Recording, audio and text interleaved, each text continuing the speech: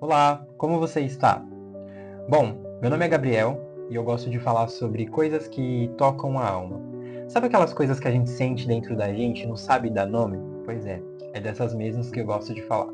Eu sou terapeuta e a minha escuta é mais voltada para olhar para a vida de uma forma mais amorosa, mais consciente e mais sistêmica. Se você acredita ou se você sente que a solidão tem acompanhado você por muito tempo, então esse vídeo é para você. A solidão, ela não tem uma hora para chegar. Ela tem uma presença muito barulhenta, mas ao mesmo tempo muito silenciosa. Ela aparece quando a sua casa está em silêncio e você está sozinho, ou quando você está no meio de amigos e você percebe que você não está sendo ouvido, não está sendo escutado. Ela pode aparecer no meio de uma festa, no meio de um abraço, mesmo com a sua agenda cheia, lá está ela, aquele sentimento de vazio. A solidão é esse eco de um grande espaço aqui dentro do coração que ficou sem ser preenchido, sem ser olhado, e hoje está aí ecoando, né, dizendo: olha, estou aqui. Então é sobre isso que eu quero falar com você hoje.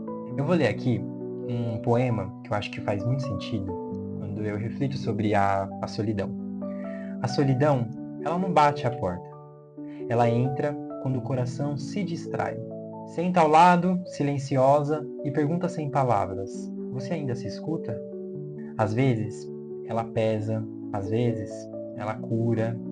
Solidão não é a ausência de gente na nossa vida, mas sim a ausência de si, a ausência de eu mesmo. Às vezes, a gente tenta preencher essa solidão com vícios, redes sociais, coisas fúteis que não agregam à sua vida, coisas que te fazem sofrer, relacionamentos vazios.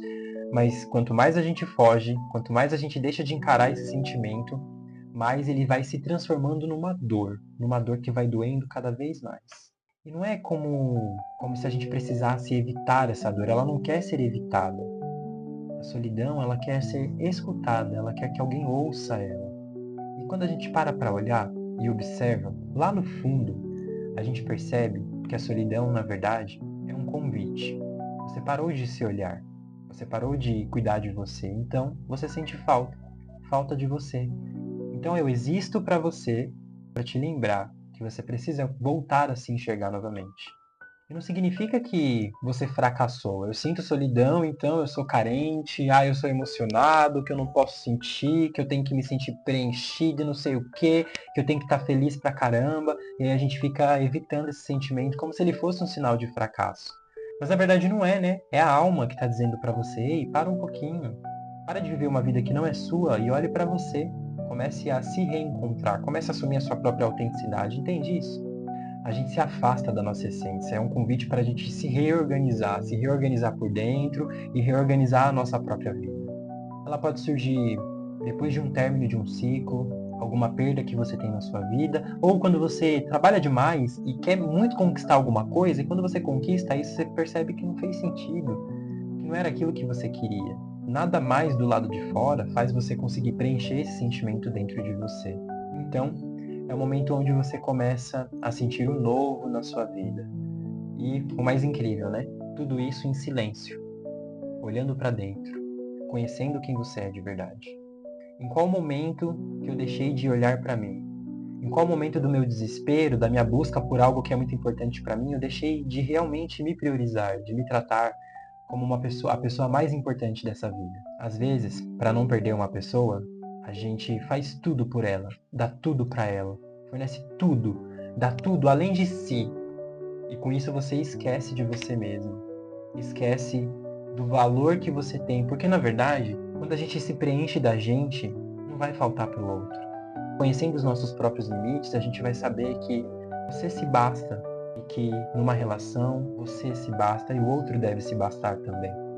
Quando a gente vai e dá, entrega tudo, a gente se esgota, a gente esvazia tudo de bom que tem dentro da gente. A gente pega todos os nossos frutos e toma aqui, eu te entrego. E depois a gente vai encarar a realidade da vida e vai perceber que estamos sozinhos. O reconhecimento que eu queria eu não tive, a validação de algo que eu estou fazendo não tive, algo que eu espero que seja recíproco não é. Então a gente não consegue trabalhar isso dentro da gente e aí vem o sentimento da solidão. Me esgotei tanto de mim mesmo, que agora eu tô só. Eu estou só com a minha falta. Na visão das constelações sistêmicas, a solidão pode ser algo herdado. Talvez algum membro da sua família, algum irmão, sua mãe, foi rejeitado, foi ignorado, foi desprezado, um avô esquecido. E todas essas memórias, porque o nosso DNA, o nosso corpo, ele é cheio de memórias. Ele é capaz, as nossas células são capazes de lembrar dores, de lembrar coisas que aconteceram. O que justifica a vida hoje ser tão triste, sendo que você já é adulto, sendo que você já entende de si mesmo, é porque está registrado em você, no corpo, na mente, todos esses traumas, esses abandonos, essas rejeições, ficam registradas em você. E aí você não olha, você evita. Quanto mais você evita, mais isso se transforma em dor. Mais isso vai virando um gigante dentro de você, ao ponto de você não conseguir transformar isso e não viver uma vida íntegra, uma vida feliz com você. Então esses acontecimentos vão deixando marcas invisíveis em você, porque não é visível, a gente sente e fala, putz, por quê? Por que eu tô assim? E não é assim, e a gente não consegue achar explicação para isso. E aí, por não ver essas dores, a gente carrega elas com muita lealdade. Amamos tanto a nossa família, o nosso sistema, as pessoas do nosso convívio familiar, que mesmo as dores que essas pessoas viveram, eu carrego comigo, por amor, por lealdade. A gente faz questão, inconscientemente, de carregar essas dores dentro da gente como prova de amor, para que aquele que sofreu não sofra também a solidão, não sofra também a rejeição, mas nós nos sentimos assim, nós nos sentimos rejeitados, abandonados, sozinhos, porque são dores sistêmicas, são dores leais, dores de lealdade. Mesmo cercado de pessoas, a gente fica ali carregando esse sentimento de vazio dentro da gente. Faz sentido? E qual a grande diferença, né, sobre a solidão e a solitude, a tal da solitude, que é esse estado de presença consigo, né? Basicamente, a solidão é quando o silêncio de dentro ele pesa para você, fica algo pesado. E a solitude é quando esse mesmo silêncio acolhe você, você se sente acolhido. A solidão ela fere quando a gente não tem com quem compartilhar, nem mesmo com a gente mesmo. E a solitude é a arte de estar sozinho e se sentir bem com isso. É o momento que você começa a se bastar, mas não porque você não precisa do outro, porque agora você é autossuficiente, porque agora eu não dependo de mais ninguém. Não é isso, gente. Não é essa hipocrisia, eu não tô aqui vendendo isso. Mas é quando você se basta, é quando você, a sua própria presença já é suficiente para você. A solitude ela é liberdade, é uma reconexão, é uma presença com você mesmo. A solidão ela vai revelar aonde foi que a gente se perdeu, aonde foi que a gente deixou a nossa verdade de lado para se caber em qualquer canto. O resgate de si mesmo é poder reencontrar a sua própria companhia e se tornar a pessoa com quem você realmente pode contar. É o momento de você acolher a sua dor, se dar muito amor, olhar para a sua criança interior, aquela criança que foi ferida, que foi rejeitada. É um convite para que você volte para sua casa, né? Volte para casa. É o retorno do filho pródigo. E onde é essa casa, né? Essa casa somos nós mesmos. É o retorno da nossa criança para o nosso próprio lar, mas o nosso lar saudável, o nosso lar que nos preenche. E aí você começa a reencontrar o amor, porque o amor ele só começa no lugar em que você consegue se reconhecer. Muitas vezes a gente foge desse processo de autoconhecimento, de olhar para a solidão, de olhar para as coisas que machucam a gente, porque a gente só quer escutar, só quer desabafar, só quer que alguém venha aqui e valide o quanto dói, e valide o quanto realmente é uma história difícil para você. Nessa carência de acolhimento, de querer que as pessoas validem a nossa dor, a gente acaba entregando o nosso maior tesouro, que é a nossa história, nas mãos de qualquer pessoa. A gente desabafa com qualquer pessoa na expectativa de que essa pessoa nos valide, nos ajude, faça algo. Só que a gente acaba se enfraquecendo quando a gente faz isso. Porque a gente está contando as nossas dores para alguém que não vai saber cuidar. É como se você, toda vez que você desabafasse para alguém, contasse a sua história para alguém, você revivesse tudo aquilo, toda aquela dor que você carrega dentro de você. Você revive ela toda vez que você conta para uma pessoa. E a cura é um lugar que precisa ser seguro para que ela consiga acontecer. E a cura disso tudo começa quando a gente escolhe os lugares certos para poder trabalhar ela. A terapia é um desses lugares. E não é só sobre desabafar. É um processo onde você vai se reconectar com a sua história, vai se fortalecer através dela, vai começar a se reconstruir.